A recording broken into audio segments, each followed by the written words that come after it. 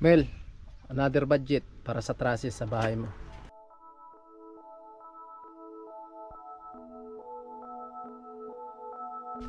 At maraming salamat kay Kuya Obet at Ate Linda sa dagdag na tulong dito sa bahay namin at pambili ng trusses. Ayan, Kuya Obet and Ate Erlinda, ayan, sobra-sobra po talaga kami nagpapasalamat ni Ramil. Kasi kung hindi po talaga dahil sa inyo po, ayan, hindi po to mabubuo tong bahay namin. Ayan po, at masisimulan na po yung taas po. Baka bukas daw po masimulan na po yung taas. Ayan, sobra-sobra po talaga kami nagpapasalamat kay Lord. Ayan, thank you Lord kasi kahit sobrang mga daming pinagdaanan, pero hindi nyo po kami pinabayaan at pinadalhan nyo pa po kami ng mga tao na tutulong po sa amin, ayan, tutupad sa mga pangarap namin. So kaya thank you Lord po talaga. Thank you kila Kuya Obet at Erlinda, sa lahat po ng mga tumulong po at nag-share dito po sa bahay namin. Siya yung tao na handang tumulong sa nangangailangan. Hirap ng buhay at pagsubok man ay naranasan. Nagsumikap makaahon ng narap lahat ng alon siya. Sisanay para soon natubong taga mas batik. Isang tao lang maghirap pero may pagsusumikap. Isa din sa may pangarap na tumulong sa mahirap. Sa simple paraan naghahati ng kasiyahan sa mga kababayan at nahihirapan. Hati niya ay saya kasama ang munting ayuda para Yo, what's up? Magandang umaga po sa ating lahat mga kasali. Panibagong araw, panibagong vlog na naman to. Bali ngayong araw po ay another update tayo dito sa bahay ni Ramel. Pasensya na kayo kung medyo natagalan tayo sa pag-update dito sa bahay ni Ramel. At ngayon pong araw na to ay meron tayong good news sa mag-asawa. Salamat ng marami. Kuya Obet, Ate Erlinda, yan si God na bahalang magbalik ng maraming blessing po sa inyo at ingat po kayo palagi. At sa lahat na nag-share ng blessing po dito, maraming salamat mga kasali, no? At ayan po yung mga hollow blocks. May buhangin pa at saka meron pang simento mga kasani. Medyo marami pa pala itong buhangin tapos yung hollow blocks, no? At okay na yung bahay na Ramil, okay na po yung biga. So yung kulang na lang dyan, trusses. Okay na, tapos na lahat yung biga natin. So trusses na lang yung kulang, no? Ay mga kasani. So anong masasabi mo, Mel? May good news na dumating sa inyo from Kuya Obet ni Ate Erlinda. May padala siya para daw sa pambili ng trusses. Maraming salamat kay Kuya Obet at Ate Linda at baka matapos na to kung may trusses na. Maraming salamat talaga ma'am, Kuya Obet. Mel, another budget para sa trusses sa bahay mo from Kuya Obet ni Ate Erlinda. Bilangin mo muna. Grabe. Hindi inaasahang blessing. 1, 2, 3, 4, 5, 6, 7, 8, 9, 10, 11, 12, 13, 14, 15,000. At maraming salamat kay Kuya Obet at Ate Linda sa dagdag na tulong dito sa bahay namin at pambili ng trusses. Sa wakas, mabubungan na yung bahay nyo, di ba? At kabubong na rin. Thank you so much po Kuya Obet and Ate Erlinda. So pinahawakan lang namin kay Ramil para kahit paano mahawakan niya naman yung pera na galing po sa inyo at syempre sa lahat ng sponsor. Pahawakin naman talaga natin sila at least and makahawak man lang sila bago natin ipunta sa hardware. Kasi hindi naman natin to hawakan lang matagal kasi kailangan natin itong i-surrender sa hardware para mabili na yung mga kailanganin dito sa bahay ni Ramil. So lubos ako nagpapasalamat, hindi lang kay Obet at Ate Erlinda at syempre sa lahat po na nag-share ng blessings dito sa bahay ni Ramil. Sobra pa ako nagpapasalamat sa inyo. Si Papaganda po ang bahalang magbalik sa inyo ng maraming blessings. At ayun mga kasani, malapit na mabubungan at soon matitirhan na rin nila Ramil yung bahay nila. At syempre sa lahat ng mga sponsor at lalo na sa mga viewers namin na laging nakaabang sa mga vlog namin, maraming salamat po. Huwag po kayo mag-skip ng ads mga kasali dahil nangangalib po yung revenue natin ngayon. Bali, nagpadala pala si Kuya Obet ng 15,000 para dito sa another budget sa bubong sa bahay ni Ramel, no? Ayan. Salamat ng marami Kuya Obet ni Ate Erlinda. And napakalaking tulong po to para sa mag-asawa. Ayan, si God na bahalang magbalik ng maraming blessing po sa inyo at ingat po kayo palagi, lalo na sa dalawang anak nyo po. Yan, especially sa ginagawa nyo po sa araw-araw. Yan, ingat po kayo palagi. Salamat sa patuloy na suporta po at tiwala nyo po sa amin. Alright, tingnan natin ba saan. So, meron pa to eh. Medyo marami pa ito eh. Pwede pa yan sa mga kantuhan sa bintana at pintuan. Kanto natin. Ito? Pwede pa yan sa kantuhan ng mga bintana. Kasi unahin natin to, itong pintuan tapos bintana mo. Kukulangin na rin no sa flooring mill no. Kulang na yan. Kulang na sa flooring. So yun lang muna ang unahin namin mga kasani. Ayan. Yung pintuan, tapos bintana. Ayan, dito na tayo sa hardware.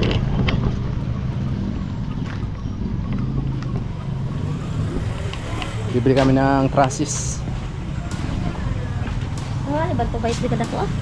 2x3. Bawal 2x3. So dito na kami sa hardware mga kasani. Bibili po tayo ng Ito yung 2x4. trusses. Ayan, ito yung 2x4. 2x4. So ito pa rin yung 2x3. Ito na lang ata yung bibili natin. 700 mahigit no? 715. So, yung kanyo Mads, katong ko na 2x4 na tubular. 2x4? Oo.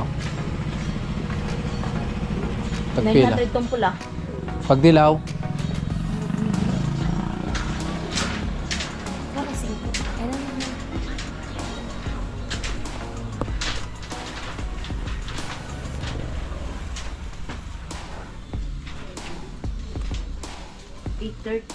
$830.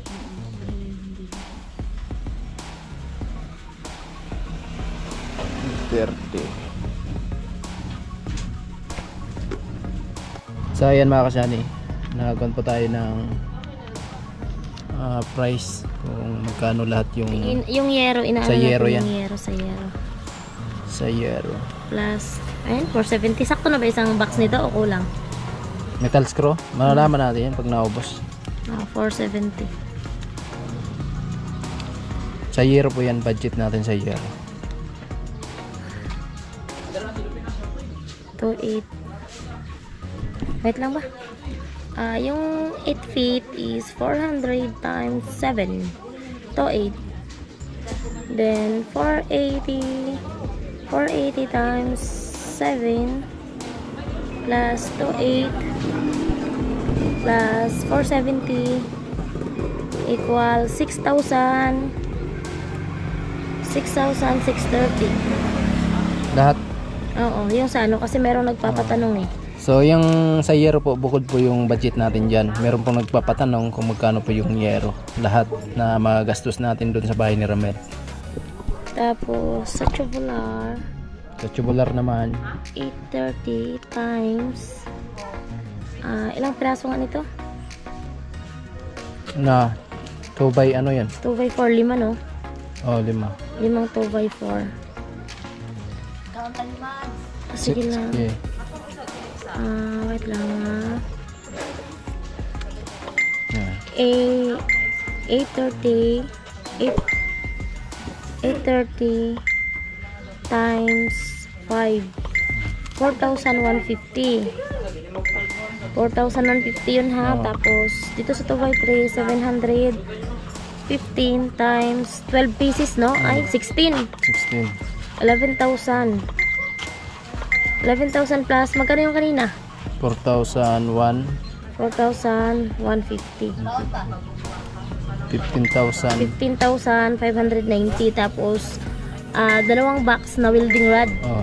kasi kailangan namin ng welding rod so 350 so bali 700 so bali 16,290 di ba?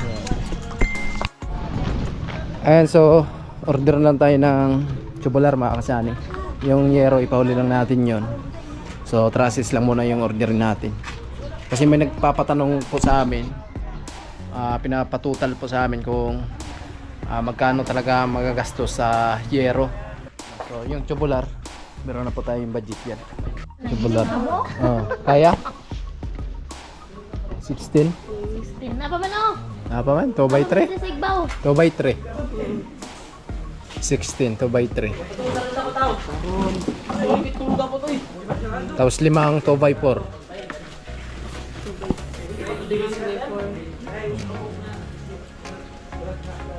mga kabox na welding igo ba? Iga pa.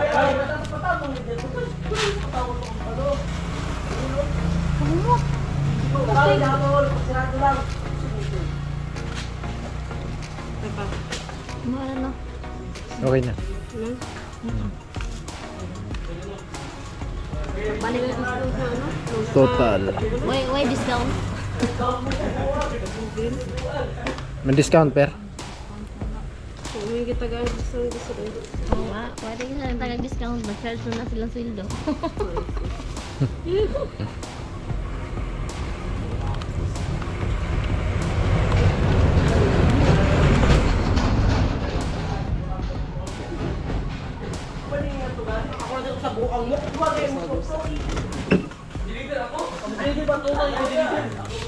Ganyan pa namin yung bakal. Deliver sila sa ganyan.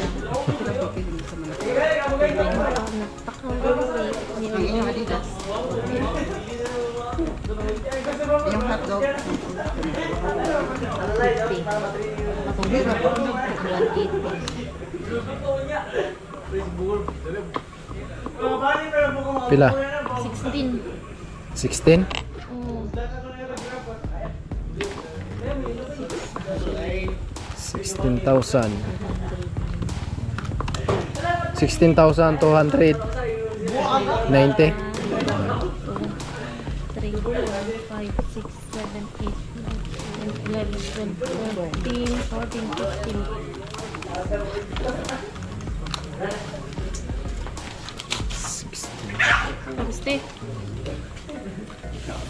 Alright. Uy, mapaakan mo ng iro, ha? Asa magka? Parokya mismo? Dili. Dili siya sa parokya mismo. Daan siya sa kaparokya. Pakita ninyo, balay na dos indana. Tapos crossing parokya line. Okay na. Itong mo, sandanan. So bali yung nabayaran natin ay 16,290. Lalo na tos kilit. Process po yan. Haptan pa to, mga pagbakuhan. Ay bali, so na-order na po natin mga kasani. I-deliver na lang nila mamaya pagka tapos ng kanila yung dideliveran din nila. 16,290 yung nabayaran natin mga kasaning. So ito na yung trusses. Order natin kanina. So ito po yung welding rod. Pangsumpay. So bali 16 po yung 2x3, 2x4, 5 pieces. So dito natin ilalagay ito. So wala dito sila si Ramel.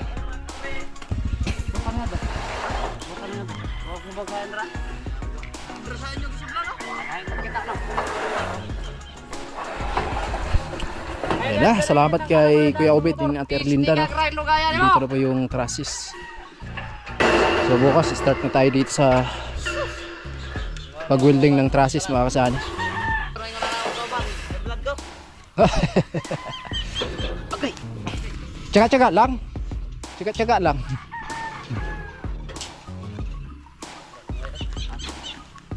Go by 4. Pagkali, Orbet! Kaya nagdiyo kong butarip.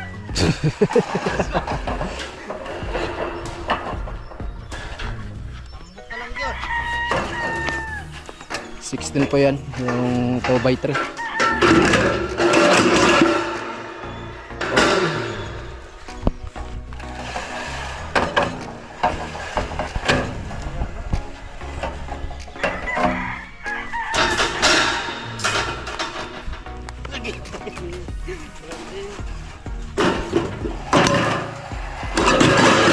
Medyo napunan sila sa pag-deliver dahil nasira daw yung kulong-kulong. Namulot ng buwang. Kaya medyo hapon na po yung deliver nila sa tubular. May kabuang na kami niya ka. Alright, grabe.